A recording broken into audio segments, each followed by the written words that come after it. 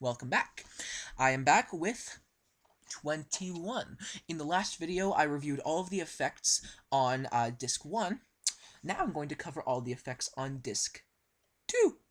Disc 2 is up next. Now, the first performer on Disc 2 is Anders Modin, and he of the self-healing soda can fame, if you're familiar with that, which is basically a crushed and open soda can that you find on the ground. You pick it up, you give it a gentle shake, the can reforms itself visually. It's crushed, but it reforms itself to a perfectly rounded and uncrushed can, and then the top of the can is healed, and it is refilled with Coke, which is a great effect. But sorry, that's not on here.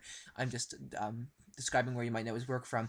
But he offers two things. The first one is Cherry Blossom. Now, this you will watch the demo for, and it will blow your mind. It is called Cherry Blossom, and it's basically this. If you're at a bar, this is a perfect situation for if you're working behind a bar, especially.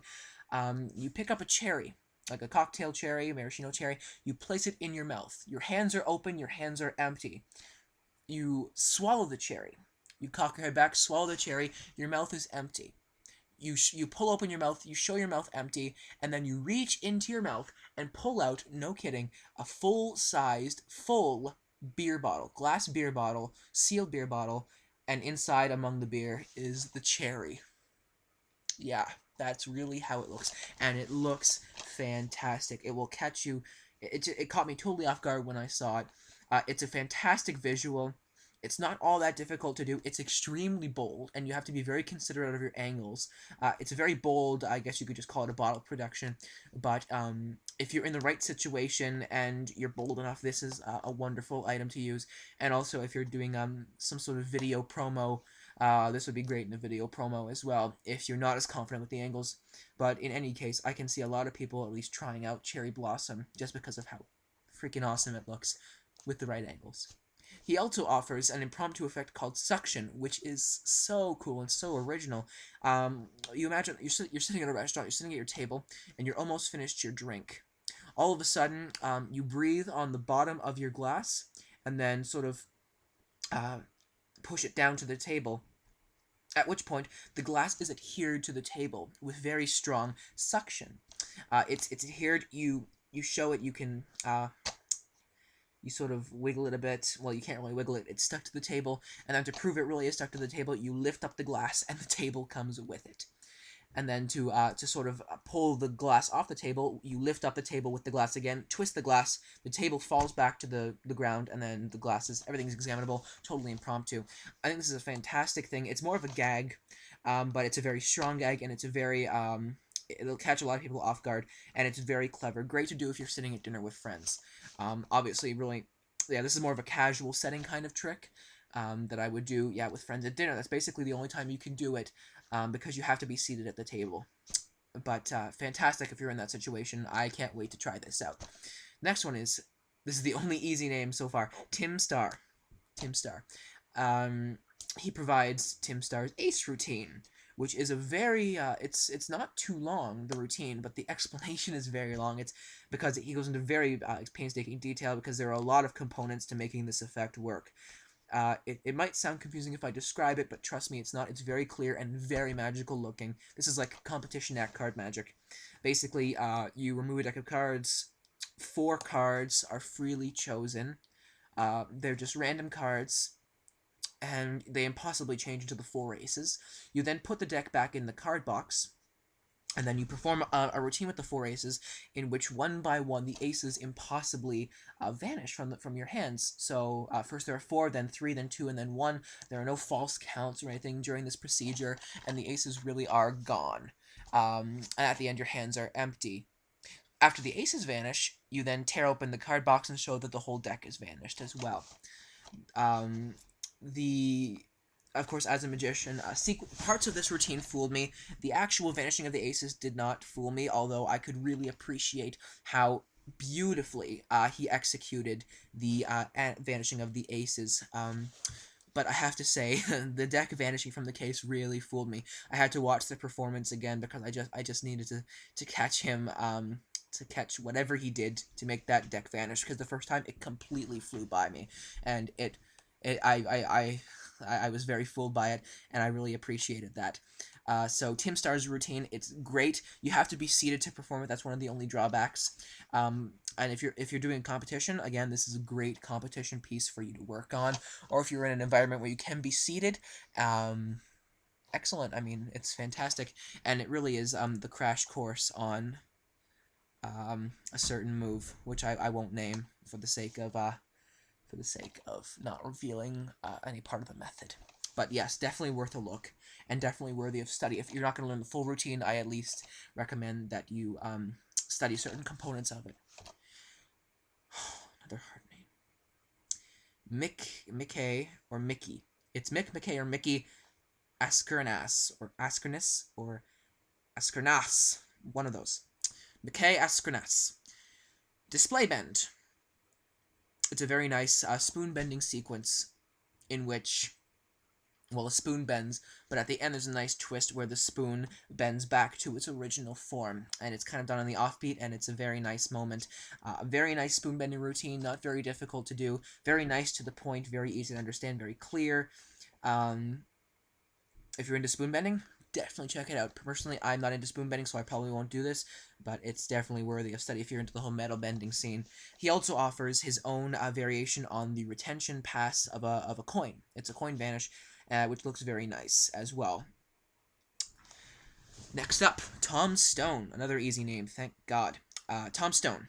Redneck Remedy. Kind of an odd name, but it's basically his own handling of the multiplying bottles, which is a stage item, which is kind of weird on a DVD that's almost entirely of close-up checks. This is the only stage item on the DVD by none other than the fantastic Tom Stone, and it's he has some really nice touches and a very clever handling of the multiplying bottles, and he incorporates a scarf into the mix, and everything is very cool. He's got a very nice sequence there. If you do multiplying bottles or stage management in general, that's worth taking a look at. If you don't do multiplying bottles, watch this. You might consider picking up a set if you want to add some of his handling ideas, which I think are great. Gap Drive. I have been having a lot of fun with Gap Drive, Tom Stone's Gap Drive. It's a coin move, and it plays off the standard sort of one coin routine sequence where you make a coin vanish from your hand and then make it reappear behind your elbow. You do that, and then you make it go back, so it goes in reverse. You take the coin, press it into your elbow, show your hand cleanly empty, and the coin has reappeared at the fingertips of your other hand, even though they're quite far apart. Now, this looks fantastic.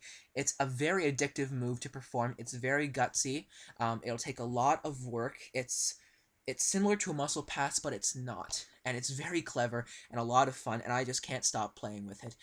It's a fantastic coin utility, and it's so satisfying when you do it just right. So it's one of those moves that I know you'll start to play with, especially if you're a coin guy.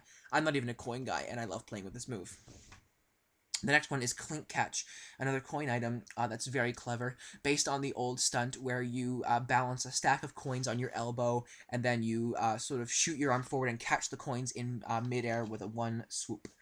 It's based on that. You place the coins on your elbow, you swoop down, they hear you catch all the coins, and then you open your hand cleanly, and the coins have changed into something completely different. They can be anything: a chapstick, some gumballs. Tom Stone on the DVD uses sugar cubes. You can use anything. This is very clever and not that difficult to do, and very deceptive. There are a few neat little subtleties and convincers in this move that really drive it home. And this is a lot of fun to play with, and I'm sure someone will come up with some great applications for it.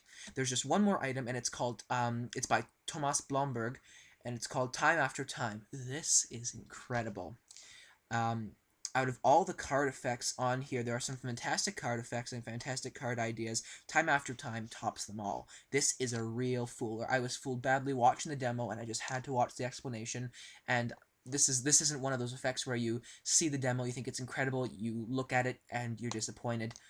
This, I was not disappointed with the method at all. In fact, after you do, after the beginning of the effect, before anything has even begun in the effect, that's when all the work happens. Once the effect is actually sort of starting to begin, you do nothing. It's completely self-working at that point, which I think is fantastic. Essentially what happens is 3 cards are fairly selected from three parts of the deck. There is no stack. It's a shuffled deck, borrowed deck. All 3 cards are free selections. They are not forced.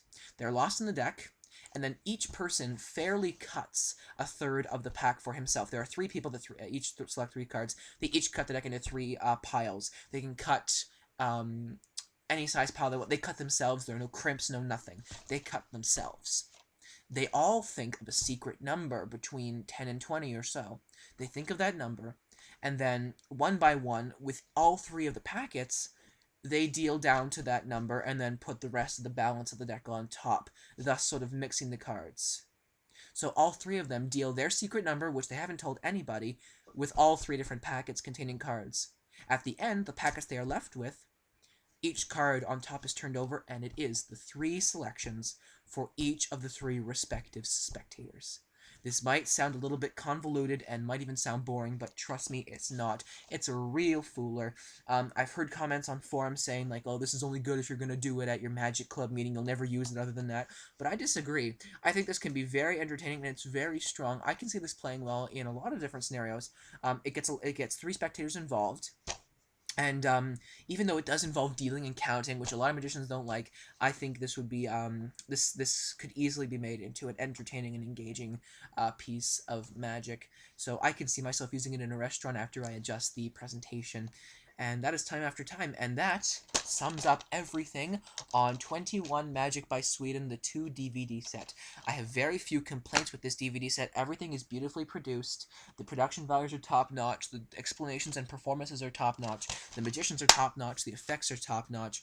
There's not much here I regret. In fact, there's extremely little here I regret, and there's little here on this disc that I disliked. I liked everything on this disc to some degree. There's nothing I looked at and said I don't like that or that's mediocre.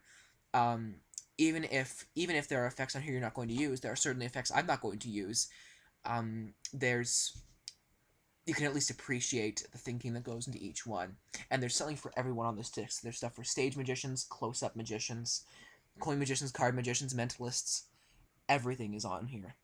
There is no reason you should not pick up 21 Magic by Sweden. It is one of the best DVDs I've purchased in the past while. Thank you for watching.